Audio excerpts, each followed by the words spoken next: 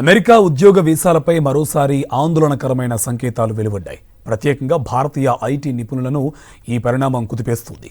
వేల సంఖ్యలో H-1B వీసాలను America ప్రభుత్వం పెరెంటియల్ రివోకేషన్ పేరుతో రద్దు చేస్తోందన్న వార్తలు కలకలం రేపుతున్నాయి. ఇది పూర్తిస్థాయి రద్దా లేక తాత్కాలిక చర్య? ఇప్పటికే అమెరికాలో పనిచేస్తున్న వారిపై ఎలాంటి ప్రభావం పడుతుంది? ఇలాంటి సందేహాలతో ఐటీ నిపుణులు కంటి మీద కునుకు లేకుండా బతుకుతున్నారు. అమెరికాలో పనిచేయాలంటే భారతీయులకు ప్రధాన మార్గం H-1B వీసా. ఏటా దాదాపు 70% H-1B వీసాలు భారతీయులకే వస్తుంటాయి. అయితే ఇప్పుడు ప్రూడెన్షియల్ రివోకేషన్ అనే పదం వేలాది మంది జీవితాల్లో భయాన్ని నింపుతోంది.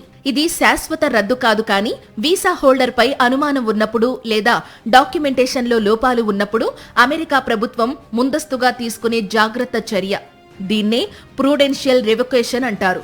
చట్టపరమైన తప్పు చేసినప్పుడు వీసా రద్దయితే దాన్ని సాధారణ వీసా రద్దు అంటారు. కానీ ప్రూడెన్షియల్ రివోకేషన్ అంటే ఉద్యోగం నిజంగా ఉందా, కంపెనీ పనిచేస్తోందా, పాత అప్లికేషన్లో తప్పు వివరాలున్నాయా, యజమాని మారిన తరువాత సరైన అప్డేట్ ఇచ్చారా, ఇలాంటి సందేహాలుంటే వీసా గడువు ఉన్నప్పటికీ రద్దు చేసే అధికారం అమెరికా ప్రభుత్వానికి ఉంది. ఈ క్రమంలోనే ఇటీవల డజన్ల కొద్దీ కంపెనీలపై విచారణలు, దాంతోపాటు వేలాది వీసాలపై రద్దు చర్యలు మొదలయ్యాయి. ఈ నిర్ణయంతో ఎక్కువగా ప్రభావితమయ్యేవారు చిన్న ఐటీ కంపెనీల్లో పనిచేసేవారు.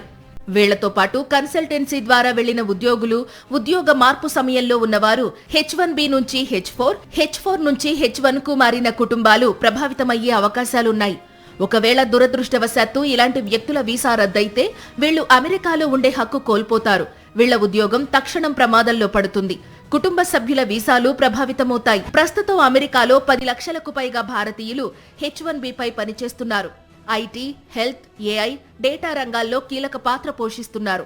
అమెరికా ఆర్థిక వ్యవస్థకు బిలియన్ల డాలర్ల సహకారం కోసం శ్రమిస్తున్నారు. అయినా సరే ఇమ్మిగ్రేషన్ కఠినతరమవుతోంది. ట్రంప్ తీసుకొచ్చిన అమెరికా ఫస్ట్ విధానాల ప్రభావం మరోసారి స్పష్టంగా కనిపిస్తోంది.